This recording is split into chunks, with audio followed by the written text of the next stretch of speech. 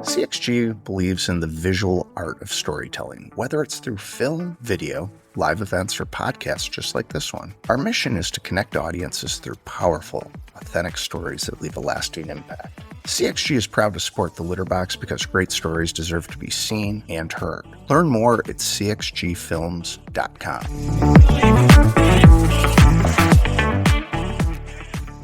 Hey, Tiger fans. You know what's more frustrating than a bases-loaded double play? When your small business is striking out with technology problems. That's why our good buddy, Brett Danis, created Summit Tech Partners. Brett's a Michigan guy through and through and a lifelong Tigers fan. And Summit provides the perfect relief pitcher for your IT needs. While their services throw you generic fastballs, Brett's team will scout your business and develop a customized game plan specifically for your small business. While you're keeping track of ERA and RBIs, Brett's team will handle your IT infrastructure. His team will monitor your systems like a hawk-eyed umpire, catching problems before they become major league disasters. Summit has a full roster of IT services that'll keep your business safe and running smoothly, so you can spend less time troubleshooting and more time watching torque bombs. Visit homerun.support today for your free consultation. Summit Tech Partners, where your small business is always the MVP.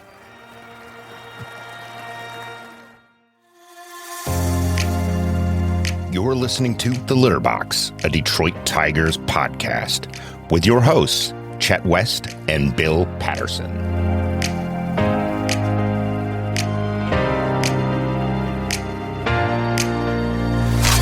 Here's what's on deck for this episode. The All-Star Game was not very kind to your 6 Tigers elected. Think of the top 2 or 3 teams outside of the Tigers.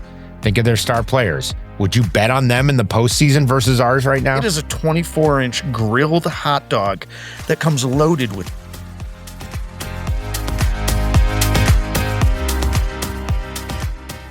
Well, Tiger fans, we're back from the All-Star break. And things kind of started off a little rocky, didn't they? And I would be willing to say your buddies, Bill and Chet, kind of predicted this series was going to be a tough one. We knew the Rangers were going to be a formidable foe, and we got everything we asked for. But in a lot of ways, what we were complaining about before we left, the pitching was fine. The pitching wasn't terrible. The pitching wasn't awful. Save one bare-chested Mr. Tommy Canlay in game 1, the rest of the pitching performed. It was the hitting. We had no bats. We had no offense. It was like the All-Star Game must have tired everybody out. Bill, any thoughts on the series, the All-Star festivities, anything that comes to mind? You are so correct on this, and I wish you and I had been incorrect on all of our, let's just call it, predictions or Nostradamus, future scene ability of these Tigers. I'm going to go back really quick and tell you everything that happened and share with our listeners, even though I know most of them know this. The All-Star Game was not very kind to your 6 Tigers elected. Not in the least. The National League won 7-6 in 10 innings with a pretty unique ending that I'll let you touch on in a minute. What I wanted to talk about is how the Tigers with 6 All-Stars did absolutely nothing to help the American League win. Gleyber Torres batted leadoff and went 0 for 2. Riley Green was in the 2-hole. He went 0 for 3. Torres struck out once. Green struck out twice. Going on down the list as we keep going, looking for additional Tigers. Zach McKinstry, 0 for 1. He didn't strike out. And Javi Baez, went 0 for 2. He was the starting center fielder, which was pretty cool, pretty unique, but those guys didn't really contribute at all. And even worse, our guy Tarek Skubal, the ace of the Tigers staff, was roughed up in the first inning. He allowed 3 hits, 2 earned runs, but both of them were earned. He had 2 Ks, but the damage was already done at that point. And he looked very human, let's say, against the National League's best. Casey Mize did not fare very well either. He didn't make it a full inning, allowing 1 hit, 1 run was earned. He did strike out 1, but he allowed a fabulous dinger for the National League. So that's your All-Star Game in recap. Anything you'd like to add, Chet, before I get into the 3-game series with the Rangers? I enjoyed how they ended the All-Star Game. Good. I also feel like the All-Star Game has become just a giant carnival. I'm fine with it. It is what it is. It's supposed to be entertaining. It's supposed to acknowledge the players that have exceeded everybody's expectations, that are the all-stars. It's supposed to give them a little spotlight, a little tip of the cap. I don't personally want them out there killing themselves, a la Pete Rose ramming into catchers, plowing That was people Ray over. Fosse, I believe. It was. Didn't he prematurely end Ray Fosse's career? I believe he beat Ray Fosse up pretty bad with that. What a D-bag move in an all-star game. Yeah, a little aggressive, a competitor, Pete. A lot aggressive. But on the other side of that, I mean, it's a game that, other than for pride, is fairly meaningless until recently. We now get the home field advantage for the National League as they won in what was the first ever home run swing-off. And I found it fascinating. What a fascinating way to end the game. What a fun way to end the game. And really what everybody kind of looks forward to in this whole All-Star weekend is the home run derby.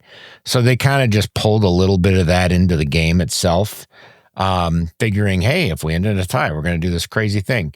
What was somewhat disappointing was the guys that were in the home run swing-off, outside of maybe Schwarber and Alonso, weren't really the guys you thought that would be there. I mean, there was no Judge, there was no Ohtani, no Riley Green. Those guys were on airplanes already flying They home. were literally probably leaving the area by the time this thing took place. So Kyle think that sentence Schwarber was true, except for the word probably. Yeah. Kyle Schwarber was kind of the hero of the deal. He was the MVP. I thought it was a great way to end the game. It was fun for the fans. Would have liked to have seen the marquee names in there, but they got better things to do. Bill, it was what it was. It was an all-star game, and the AL lost home field advantage. We'll see if that has any bearing on the Tigers in the postseason. At this point in time, after watching them play some tougher competition over the past couple of weeks, I question where we actually rank. Going into the All-Star game, the Tigers were number 1 per MLB, and the Cubs were number 2, and then the Yankees and the Dodgers and whatnot were 3 and 4, I believe. I don't know if I buy that. I love my Tigers. Don't get me wrong. We all love our Tigers. Here we are weekly, couple times a week talking about our Tigers. I want them to be wonderful. I want them to be great. And I do think they're a very good team. I don't know if they can beat the best teams. I have a lot of questions around that. I agree wholeheartedly. And I think we're going to see a lot more, not necessarily in this next series, which you're going to walk us through against the Pittsburgh Pirates. I do think the next weekend series is going to be monumental. It's a 4-game set against the red-hot Toronto Blue Jays. And we've already talked about this. We've given a preview of it. I think we're going to know a lot about this ball club coming out of that series. And I hope that it's a more positive feeling than what we have right now. So that being said, if I can, I'm going to walk you listeners through the Rangers series.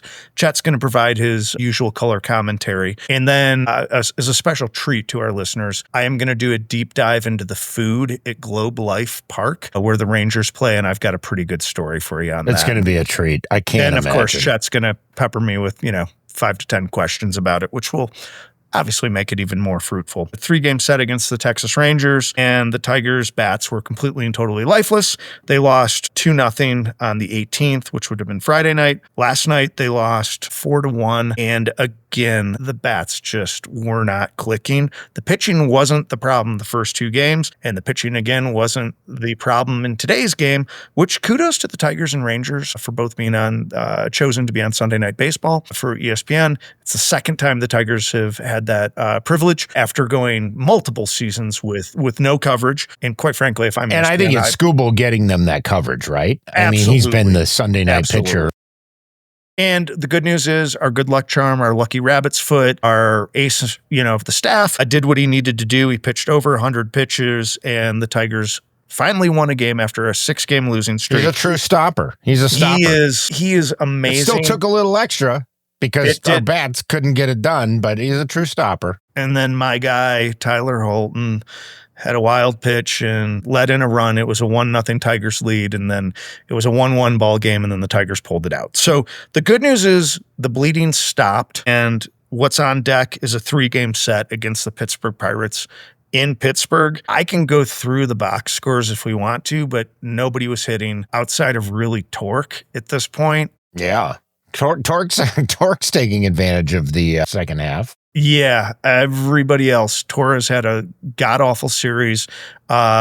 He's back to being Javier Baez. He is no longer Javier Baez. And even our guy Z-Mac cooled a little bit, which if you've got though, and then Green's going through, another cold streak, and you take away that, what do you have left? I mean, there's just not a lot. And if Trey Sweeney is coming into pinch hit, I think we all know what's going on.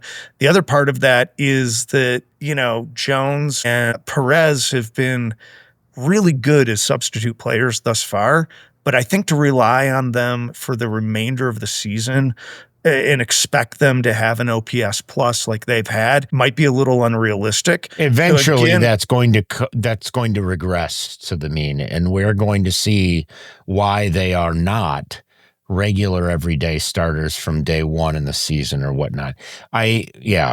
So if I had I have just a quick question for you that will segue into our next. Outside of Green, McKinstry, and I'm going to put Torque in that category, I'm not uncertain that the rest of the lineup, as is right now, doesn't regress to more OPS batting average means historically. Well, that's the scary part, right?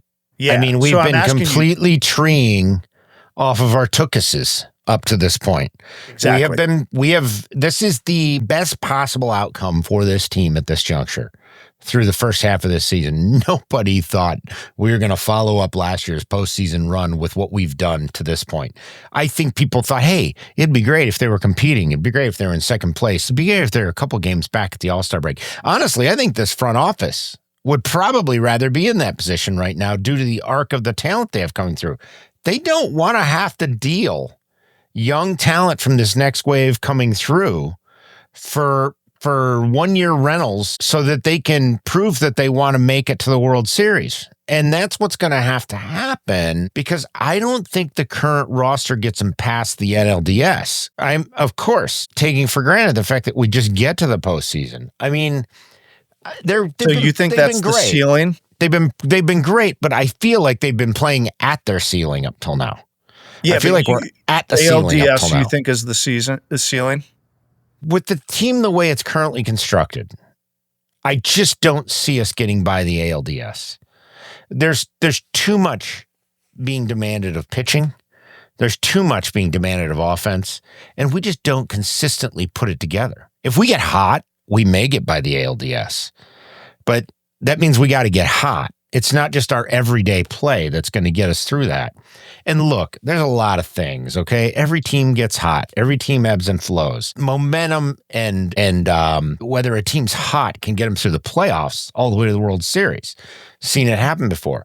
But how many times have you seen a team blow everybody out in the regular season to historic numbers? I can name a couple teams recently.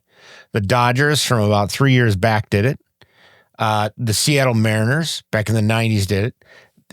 And then they get to the NLDS and lose because all of a sudden they have to play competition and they don't have the horses to do it.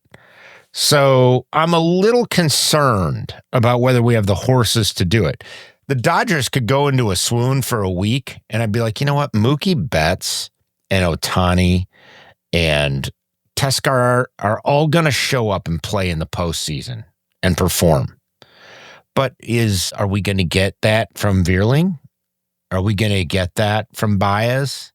Are we going to get that from Torque?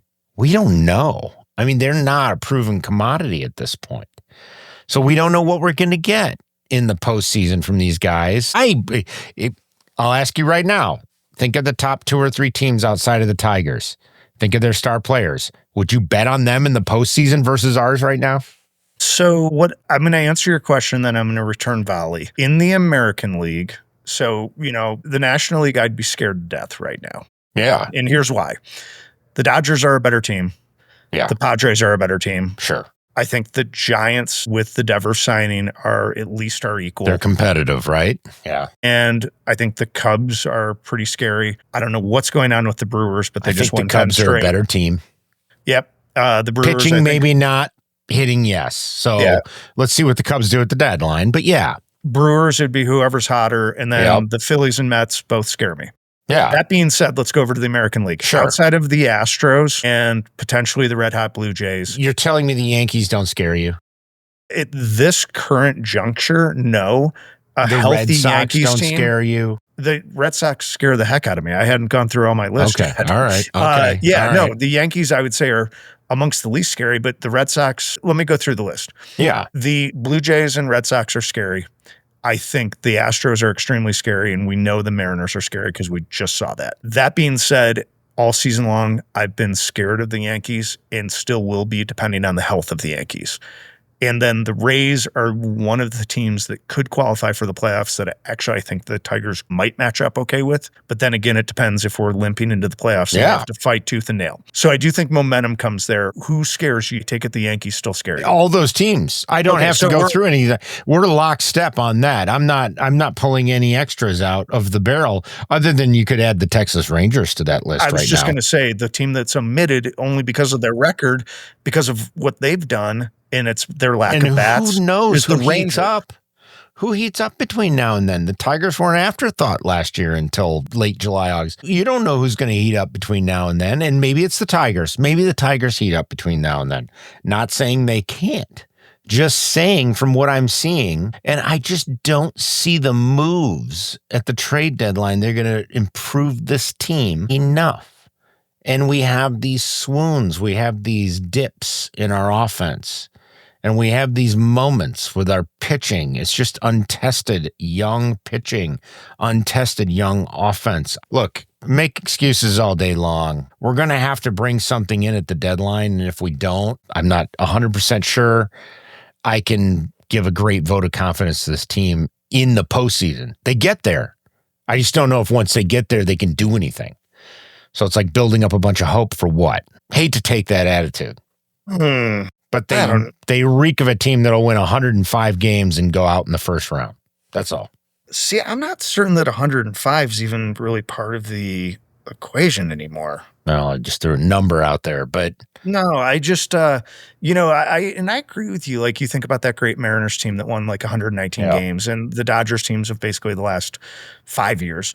And you're 100% correct in that. I just don't think this team's anywhere near as talented as those teams, because I was going to say, outside of Skubal and potentially Green, I don't really see a bona fide Hall of Famer on this team where Randy Johnson. So who carries them in the postseason? You need stars in the postseason. Exactly. You need people to step up.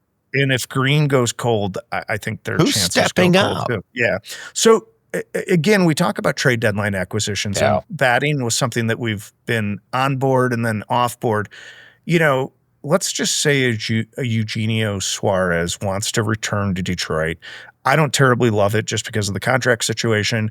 I do think he'd shore up third base. I think he's one of the better defensive available options at the hot corner.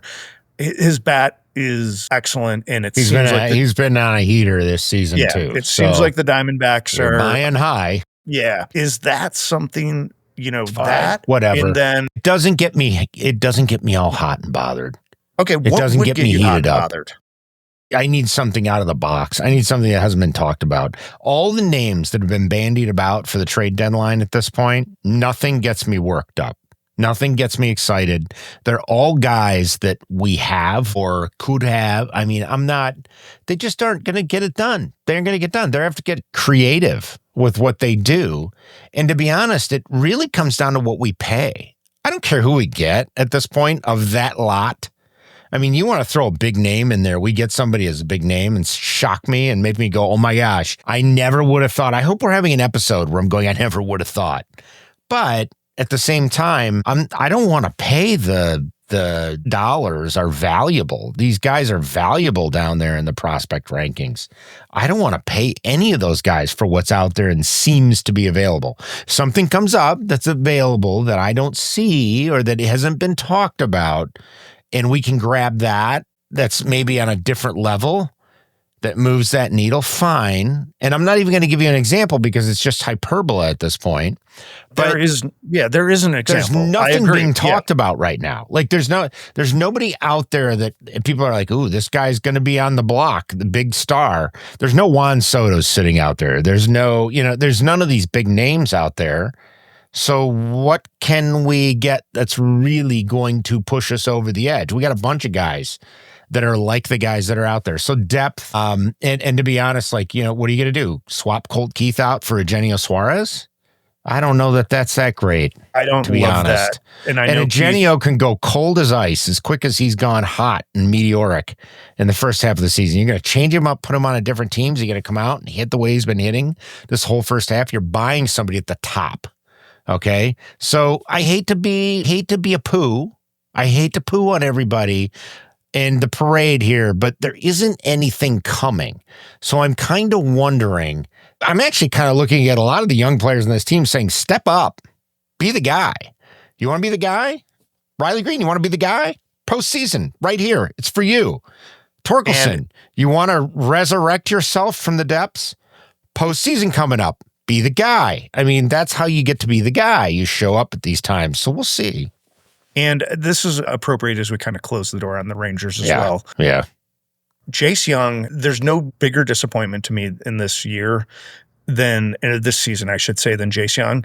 Third base was rolled out on a red carpet for him, and he didn't capitalize. Ironically, his brother, who was the better prospect, was drafted by the Rangers and was sent down as well. So both young boys. Weird. And I would never have thought Josh Young would have got sent down. Yeah, I thought feel for Mama Young and Papa Young. I thought this was going to be his season, getting clear of the injuries and everything. And I had bet on Josh Young pretty big, and he did not. He didn't. I don't know what happened there, if it's just residual from the injury, but he showed great promise prior to the injuries last season, and he just didn't pan out either. The young boys will probably come back to haunt us at some point. Who knows? Bill, I want to get off the Rangers series. We got the one close win. It with a bang. We didn't. 24 inches of a bang. This is what I want to get to. So we closed it out with a win. We got the Scooble game and we got our win. We won 2-1. We didn't get swept. We ended the 6-game losing streak. We capped everything off. What I want you to do is cap us off with the food. I want to know what this thing is that's had me. I've been thinking about this since before the All-Star game. Give it to me. What do we have? So I didn't go to this series, but I have been to the ballpark at Arlington and Globe Life Field. And the Rangers are known for one item and one item alone.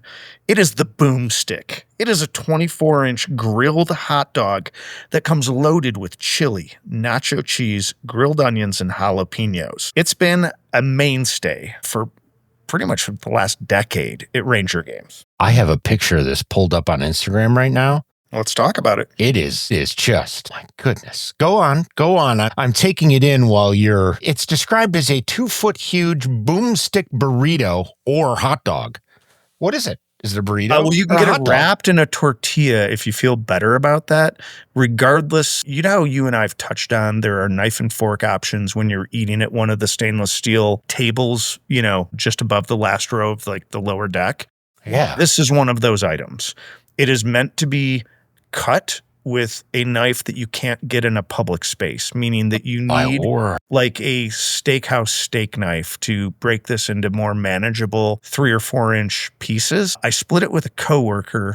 I was going to say, you got to share this with a group of people. We didn't get through the whole thing. And I bet we killed at least a medium tree in napkins used. It was 100%. Just a train wreck of a mess. Chili, cheese.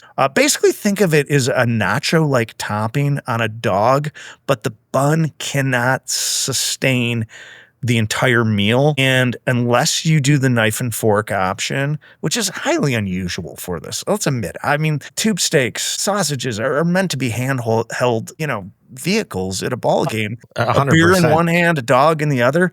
This just throws it all out the window. Taste-wise, it was pretty good, but again, it's something that would be better served in a maybe different setting with higher level cutlery, meaning that I'm looking at knife this and forks thing, don't get it done. It's in a cardboard box, and it's just obscene. Yeah. It's the largest encased meat I think I've ever seen in my life. It's like a Dodger dog. You've had a Dodger dog, maybe, or seen a Dodger dog. They're long, little skinny. I think it's like a 12-inch long, skinny rod of hot dog, right? Yeah. This thing is like a brat that's as long as a Dodger dog. I mean, that is some thick meat. And there's jalapenos, there's melted cheese, there's onions, some sort of it looks like a marinara or is that a salsa slathered all over it? I don't even know. It's You not can get ketchup. you can get a salsa It's on it as chunkier. well. It's like chili dog material there. Well, or there is something. chili It's like on a it. chili. There's chili on there. I have a heart attack looking at this, I think. And my heart just skipped a beat. I would order one of these in a heartbeat with you and share it. I think we would need 2 other friends. I don't think we would finish it.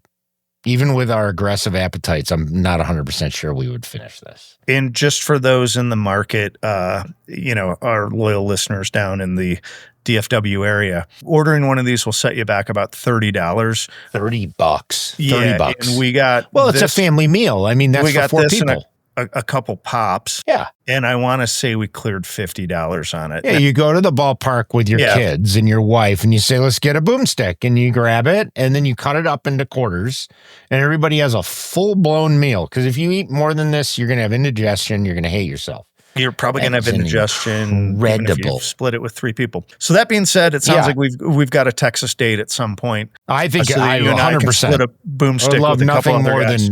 nothing more than to enjoy one of these with you. Sounds great. Beer selections, Lone Star outside of the major macros. Yeah.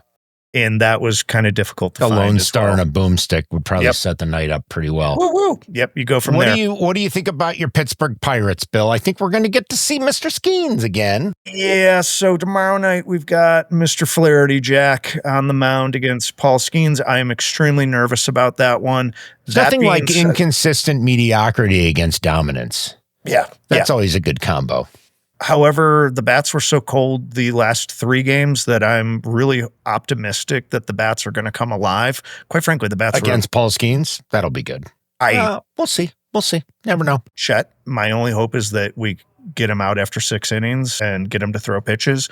This is going to come down to really 2 players, 3 maybe. Okay. That is, if Torres can do his normal 7 pitch plus at bats, that is a way to get to Paul Skeens. Riley Green's going to have to produce, and Torque's going to need to take some pitches as well. If any of those 3 things don't happen, I don't like the Tigers' chances tomorrow in any way, shape, or form. I'm going to tell you right now, I think if I was betting on this game or any props, I would look at what O'Neill Cruz has as far as props go. He's got a lefty-righty matchup against Flaherty. I don't see Flaherty winning that matchup. I think O'Neill Cruz is going to probably crush him. And Ryan Reynolds has been teeing up pretty good lately too. This is going to be, look, these series, they're all tough. Okay. Outside of maybe like the White Sox, this will be a tough one. This is going to be a tough one. Whether you want to admit it or not, the Pirates are going to be tough, especially leading off with Skeens. Excuse me. Goodness. Wrong SK start. It's leading off with Skeens. You're putting yourself in a hole right off the bat. The guy was dominant in the All-Star game, and it's going to be interesting to see how we face up against him after 3 cold games at the plate.